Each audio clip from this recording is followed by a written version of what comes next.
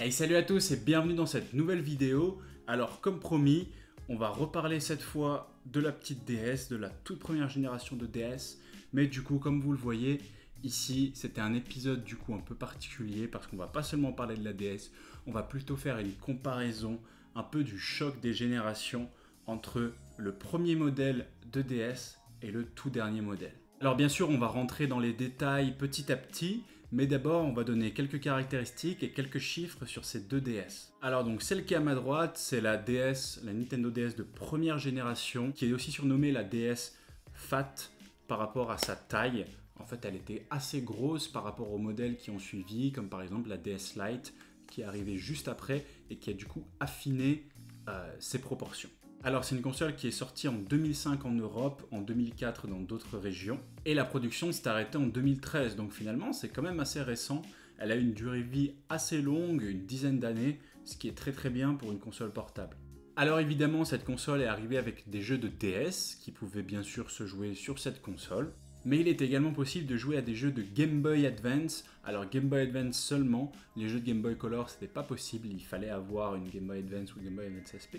Mais en tout cas les jeux de Game Boy Advance étaient jouables parce que on avait un port de cartouches de Game Boy Advance, donc cette console était capable de rétrocompatibilité avec les jeux de Game Boy Advance si vous en aviez toujours. Cette petite console a eu énormément de succès, il s'en est vendu environ 154 millions d'exemplaires à travers le monde, ce qui est tout à fait énorme par rapport à une console portable. La seule console qui est devant, je crois que c'est la PS2, qui s'est vendue à peu près peut-être 200 millions et quelques. J'ai plus les chiffres exacts, mais on est dans une proportion assez énorme par rapport à d'autres consoles portables, que ce soit les consoles portables que moi j'aime particulièrement, c'est-à-dire les consoles portables de Sony par exemple, avec lesquelles elles étaient en concurrence directe. Une concurrence qui n'était pas forcément directe, aussi directe qu'on le pense, parce que pour le coup, ces consoles étant très intéressantes, Sony a décidé d'aller, on va dire, dans un autre milieu, c'est-à-dire le gaming un peu plus poussé. En gros, ces consoles n'étaient pas des adaptations de consoles de salon à proprement parler, c'était vraiment de faire une console portable Nintendo, une console portable intéressante, le successeur de la Game Boy tout simplement. Alors que chez Sony, on était plutôt du côté de prendre une PS2, PS1 et essayer d'en faire un mix et d'amener ça sur une console portable, en gros amener sa console avec soi, ce qui est quand même un objectif assez différent, et au final les jeux étaient quand même très différents si on regarde un jeu PSP et un jeu DS. Alors quand elle est arrivée, cette petite a apporté plein de fonctionnalités, que ce soit le jeu en ligne par internet avec le Wi-Fi, on pouvait déjà jouer en ligne avec celle-ci, on avait un haut-parleur ici, un micro pardon, qui était juste vers le bas ici, on peut voir le petit trou. On avait également, vous voyez, deux haut-parleurs justement pour avoir un son stéréo, ce qui n'était pas du tout présent sur les consoles Nintendo, les consoles portables Nintendo précédentes, que ce soit la Game Boy, Color, Advance ou SP, qui étaient seulement mono. Ce qu'elle a également apporté, c'est là d'où elle tient son nom, DS, qui est Dual Screen, et donc on avait deux écrans justement, deux écrans rétroéclairés, attention, parce que les écrans rétroéclairés, pardon, c'était pas des écrans qui étaient très courants sur les consoles portables, et donc c'était comme une petite révolution en soi d'avoir deux écrans rétroéclairés, un en haut et un en bas. En haut et en bas, du coup, on a des écrans de 3 pouces. L'écran du haut est légèrement plus grand, mais ça se joue à seulement quelques millimètres à peine. Donc deux écrans bien sûr, comme je l'ai dit, rétro-éclairés, des écrans qui étaient de 260 000 pixels à peu près. Pour l'époque, de très bons écrans quand c'est sorti en 2004. Cette console pèse 270 grammes et quand elle est fermée a une épaisseur d'environ 28,9 mm, une longueur de 148,7 et une largeur de 84,7. Avec la connexion sans fil, il y avait pas mal de fonctionnalités très intéressantes. Par exemple, c'était les débuts du Street Pass, ça s'appelait pas encore comme ça à l'époque, mais vous pouviez très bien connecter deux DS entre elles par rapport à leur proximité. Si vous aviez par exemple un ami ou une personne dans la famille qui en a une deuxième, vous pouviez vous connecter directement à la console avec l'ancêtre du Street Pass. Il était possible aussi certains jeux de jouer avec une seule cartouche par rapport à certaines fonctionnalités sans fil. Donc ça c'était vraiment très bien et c'est plus très présent sur les cartouches actuelles. C'était également possible d'aller sur internet, mais ça c'était avec une cartouche spéciale qui était vendue séparément. Donc ce n'est pas natif sur la console, mais c'était tout de même possible. Pour ce qui est de l'autonomie de cette console, on avait entre 6 et 10 heures de jeu et l'adaptateur secteur, c'était exactement le même que pour la Game Boy Advance SP qui avait aussi une batterie rechargeable et le même type de batterie. Je vais pas trop rentrer dans les détails pour ce qui est RAM et carte graphique parce que honnêtement, c'est des consoles qui finalement, même la dernière, la New 2DS XL que j'ai ici, les DS de manière générale ne sont pas forcément très puissantes. Elles n'ont jamais été faites pour être puissantes, elles ont été faites surtout pour pouvoir simplement s'amuser avec des jeux très très sympas et ça marche très très bien. Évidemment celle-ci est beaucoup plus puissante que celle-ci, mais celle-là ne dépasse pas en termes de RAM les quelques mégaoctets et puis évidemment pour ce qui est de la carte graphique, n'en parlons même pas, c'est quelque chose de très très faible, mais quelque chose de largement suffisant pour pouvoir créer un système portable assez révolutionnaire pour l'époque, très intéressant et vraiment très divertissant avec un catalogue de jeux assez conséquent. Évidemment très révolutionnaire donc avec l'écran tactile, ce modèle était livré bien sûr avec un stylet, stylet que je n'ai pas là actuellement sur celle-ci, il a dû être perdu peut-être avec le temps. Alors la console à ma gauche, la New 2DS XL, donc la dernière itération des consoles Nintendo. Elle est sortie en Europe exactement le 28 juillet 2017, donc ça fait seulement 3 ans, comparé à celle-ci qui est sortie à peu près 15 ans. Donc ces deux consoles ont 12 ans d'écart en termes de sortie. Alors celle-ci je l'ai achetée récemment, donc elle a peut-être pas été achetée en 2017, mais je veux dire la date de production elle a sûrement été produite en 2017. Je crois qu'ils en produisent toujours de celle-là. À mon avis, vu qu'ils ont produit celle-ci pendant 10 ans, ils devraient continuer à produire celle-ci pendant encore quelques années, mais vu que la Switch Lite est sortie, elle remplace petit à petit tout ce qui est DS, 3DS, etc. Même si ça reste des systèmes totalement différents et bien sûr toujours très très intéressant actuellement. Alors cette console, qui est beaucoup plus grande que celle-ci, beaucoup plus large, on va les mettre un peu côte à côte et les comparer. Donc vous pouvez voir que quand même celle-ci est un peu plus haute et un peu plus... elle a un peu plus de volume, on dirait, on a l'impression, mais celle-ci pèse seulement 260 grammes, comparé aux 270, on a dit, rappelez-vous, sur celle-là. Donc cette console qui est sortie 12 ans plus tard, qui est beaucoup plus grande, est quand même beaucoup plus légère que celle-là. Alors pour les dimensions de celle-là, on a 20,8 mm d'épaisseur, ce qui est beaucoup plus fin que celle-ci. Si je les mets, voilà, côte à côte, à peu près à la même hauteur, vous voyez que celle-là dépasse beaucoup plus. Donc le progrès qui a été fait entre celle-ci et celle-ci est quand même assez élevé. Elle est large de 86,4 mm, ce qui est un tout petit peu moindre par rapport à la première itération de la DS. Elle est longue de 159 mm, ce qui est quand même un peu plus long, voire bon, pas beaucoup plus long que la première itération. Alors on le voit très bien comme ça, entre ces deux consoles, la différence des deux écrans est quand même relativement élevée. Voilà, l'écran du haut et ainsi que l'écran du bas, on a vraiment une différence énorme entre les deux. Donc sur celle-là, on a un écran supérieur de 4,88 pouces et un écran inférieur de 4,18 pouces, si je me souviens bien. Il y a beaucoup plus de couleurs sur celle-ci que sur celle-là, l'écran est de meilleure qualité, mais pourquoi? C'est normal, parce qu'ici, on est sur la dernière itération de la famille des 3DS. Alors, quelle est la différence? Eh bien, tout simplement qu'une cartouche de 3DS, vous en avez une ici, et là, une cartouche de DS. C'est des cartouches totalement différentes, des jeux totalement différents, donc ici des jeux beaucoup plus développés, beaucoup plus colorés, de meilleure qualité avec des meilleurs graphismes, et ici des jeux avec des graphismes un peu moins bons, mais qui sont très bien pour l'époque. Alors évidemment, comme sur la toute première itération de la DS, on a un microphone qui est à l'intérieur, on a deux haut-parleurs ici en bas qui sortent un son du coup stéréo, mais une nouveauté importante, on a maintenant des caméras devant et derrière. Derrière, on a d'ailleurs deux caméras. Donc, c'est des caméras qui sont de mauvaise qualité de manière générale. C'est, je crois, du 0,3 mégapixels. Donc, rien de bien intéressant. Mais c'est toujours une bonne chose comparé à la toute première qui n'en avait aucune. Alors, pour ce qui est du processeur, celle-ci, j'avais cité 66 et 33 MHz pour le sous-processeur. Ici, on a 800 MHz pour le processeur principal, enfin l'unique processeur de toute façon, et il n'y a besoin que de ça. De toute façon, en 12 ans, la technologie a évolué, c'est tout à fait normal qu'on se retrouve avec un processeur beaucoup plus puissant qui, littéralement, écrase le processeur qui est sur cette DS-là. Là, je peux en parler, on a 256 Mb de RAM, ce qui est faible de manière générale si on regarde par exemple sur des ordis qui ont aujourd'hui besoin de 8 Go de RAM pour bien fonctionner. mais c'est pas un ordinateur, c'est une console de jeu qui reste très performante. 256 mégas pour une console comme ça, c'est très bien, comparé à presque rien de ce qu'il y avait dans celle-ci.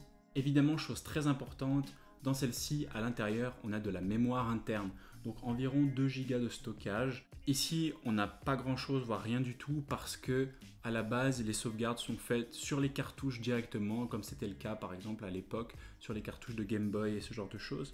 Donc on n'a pas du tout à s'inquiéter sur celle-ci, mais ici on n'a pas non plus à s'inquiéter parce que on peut rajouter une carte mémoire à l'intérieur. Pour ce qui est de la communication sans fil, avec celle-ci on peut évidemment aller sur internet, il y a un navigateur intégré, on peut aller sur YouTube, faire tout ce qu'on veut dessus. À l'époque sur celle-ci c'était pas possible. Ici on a une puce NFC, donc on peut connecter, vous savez, les Amiibo par exemple, qu'on peut connecter à cette console là, alors qu'à l'époque il n'y en avait pas là-dessus, donc c'était pas possible de faire ça. Alors une différence énorme entre les deux aussi, vous avez dû le voir, c'est les boutons.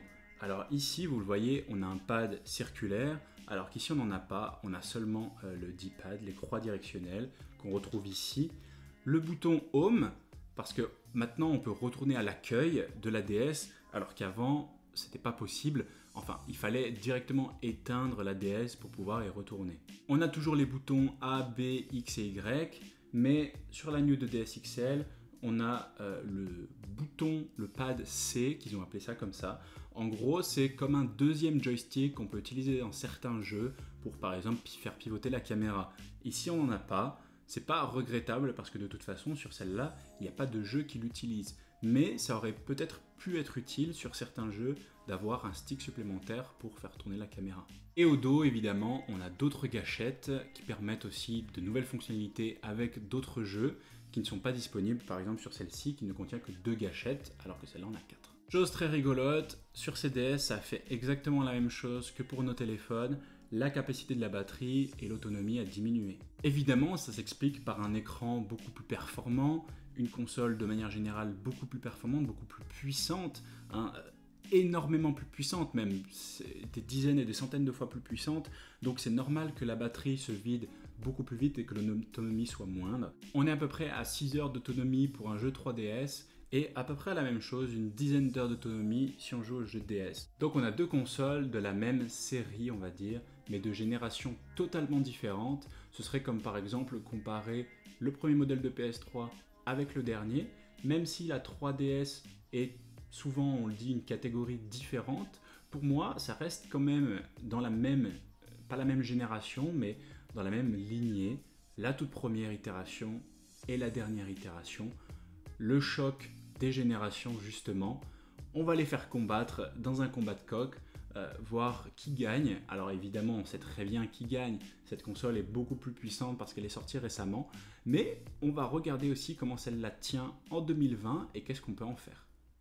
Alors donc on se retrouve un peu en extérieur pour continuer à ce choc des générations, ce clash des générations entre cette DS de première génération et la 2DS XL. Le tout petit problème avec dehors, c'est que la caméra capte pas hyper bien l'écran, mais c'est quand même des conditions, des bonnes conditions finalement pour filmer, parce qu'en fait on peut vraiment voir dans des conditions, non pas les meilleures conditions en fait, comment la console peut se débrouiller. Donc là vous voyez par exemple que la DS de première génération a un petit peu du mal à afficher l'écran parce qu'en fait la luminosité est juste faible en fait.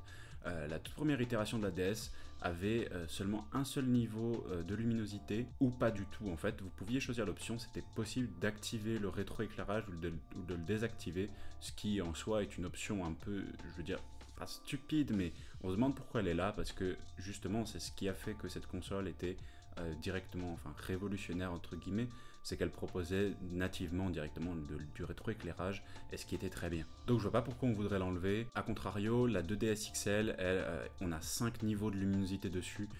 C'est génial parce que du coup on peut vraiment adapter en fonction de la luminosité ambiante. Donc là à l'extérieur, ça capture assez bien la luminosité extérieure. Enfin la luminosité de l'écran par rapport à la luminosité extérieure.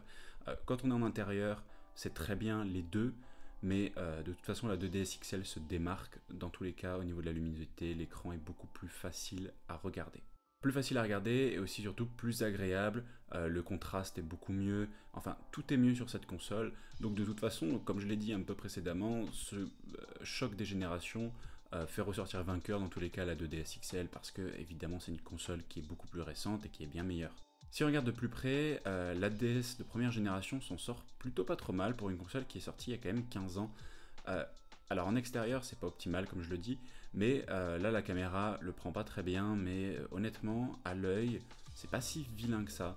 Alors évidemment c'est beaucoup mieux sur la 2DS XL, mais sur la DS de base c'est ok. De toute façon la seule vraiment grosse différence qu'on va avoir c'est au niveau des boutons.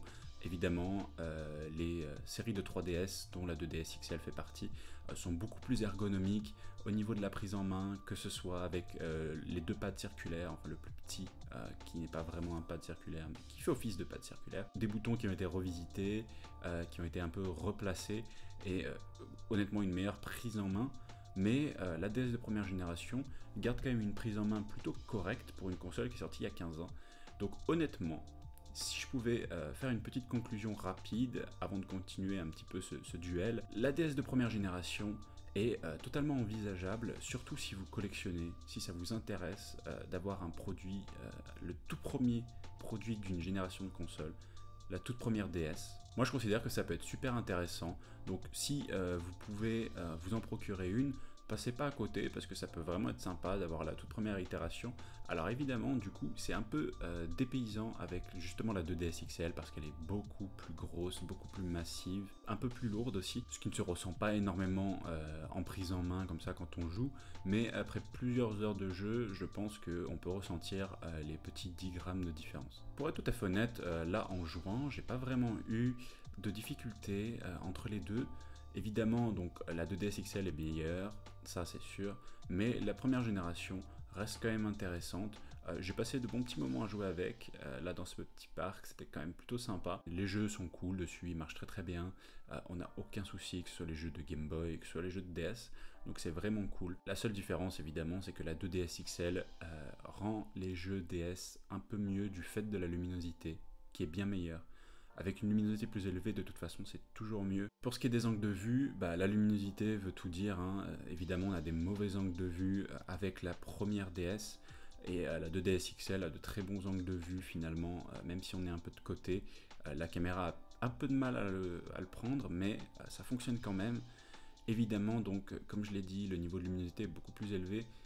Si on voulait descendre à un niveau de luminosité équivalent à la DS de première génération, sur la 2DS XL, il faudrait descendre au niveau 2, 3 de luminosité, 3 étant le maximum pour la luminosité équivalente à la DS. Donc vous voyez que la luminosité de 5 offre quand même une bien meilleure chose comparée à la première génération. Alors qu'est-ce qu'on peut en conclure? Eh bien on peut en conclure facilement que la DS de première génération n'est pas une mauvaise console en 2020. Alors évidemment que c'est pas la console que je vous conseillerais de prendre si vous voulez une DS simple, pas de 3DS. Je vous conseillerais plutôt la DSi XL pour le form factor uniquement, parce que évidemment que le fait de pouvoir jouer avec un écran plus grand, une luminosité plus intéressante, ça reste quand même beaucoup mieux. Et honnêtement, si jamais ce qui vous intéresse, c'est une console qui a la capacité de rétrocompatibilité par rapport au jeu de Game Boy Advance, je vous conseillerais aussi la DS Lite. Pourquoi? Parce qu'elle est simplement plus légère, le form factor est quand même plus intéressant, juste la redisposition des touches, ce genre de choses, c'est plus fin, c'est mieux en fait, et vous pouvez toujours jouer au jeu de Game Boy Advance. Mais de toute façon, la première DS reste quand même intéressante par rapport à la DS Lite. De toute façon, il n'y a pas énormément de différence entre les deux, à part le form factor qui est peut-être plus intéressant. Mais la DS de première génération, vous avez quand même une sorte de, pas une brique, mais vous avez quand même quelque chose en main comparé à la DS Lite qui fait un peu plus jouet, je trouve. La première DS, c'est quand même quelque chose, et puis ça peut faire un petit objet de collection. Il n'y a pas tout le monde qui en a encore. Je trouve ça vraiment plus intéressant quand même qu'une DS Lite. La DS Lite peut être intéressant par exemple pour faire des mods, pour la hacker par exemple. Plein de petites modifications en fait qui peuvent être intéressantes. La DS de première génération par contre reste vraiment intéressante pour tout ce qui est collection, donc les gens qui veulent collectionner c'est super cool. Et puis de toute façon même pour jouer, ça reste quand même tout à fait intéressant. Rapidement, pour ce qui est du lien avec la chaîne, la réparabilité de ces deux consoles. La première DS, évidemment, elle était beaucoup plus réparable il y a quelques années, mais on va pas prendre ça en compte parce que, évidemment, on va regarder seulement aujourd'hui. Aujourd'hui, en 2020, personnellement, je considère que la DS de première génération est un peu plus difficile à réparer que la 2DS XL, pour une raison principalement, c'est l'accès aux pièces. C'est exactement la même chose que pour les téléphones très anciens. C'est vraiment difficile de trouver des pièces sur des modèles anciens plutôt que sur des modèles plus récents, tout simplement parce qu'ils en fabriquent plus. Donc vous aurez par exemple plus de mal à retrouver un écran de DS de première génération plutôt qu'un écran de 2DS XL. Je dirais que c'est aussi plus simple à réparer parce qu'il y a moins de choses à enlever. Même s'il y a plus de boutons, les premières DS, comme vous avez peut-être pu le voir dans ma vidéo sur la DS Lite, allez la voir d'ailleurs, elle était super intéressante. Vous avez pas mal de petits pads en caoutchouc / plastique à enlever parce qu'ils cachent des vis. Et donc ça c'est des choses qu'il faut systématiquement retirer, qu'on peut abîmer dans le processus, qu'ensuite il faut recoller si jamais la colle ne tient plus. Il y a plein de choses qui sont un peu énervantes entre guillemets. Personnellement je trouve que ces pads ne servaient pas à grand chose à part cacher les vis, mais finalement cacher les vis ça sert pas à grand chose. Honnêtement là sur la 2DS XL les vis sont visibles et ça ne cache rien du tout. Donc on peut plus facilement accéder à l'intérieur de la console, sauf pour la batterie évidemment, maintenant il faut tout enlever, alors qu'avant il fallait seulement enlever un petit tiroir. Mais je trouve personnellement que ça reste plus simple. Sur ce, je vais vous laisser là. Je vais pas vous retrouver avec une vue d'ensemble en montrant ma tête parce que de toute façon on l'a déjà largement vu pendant l'introduction.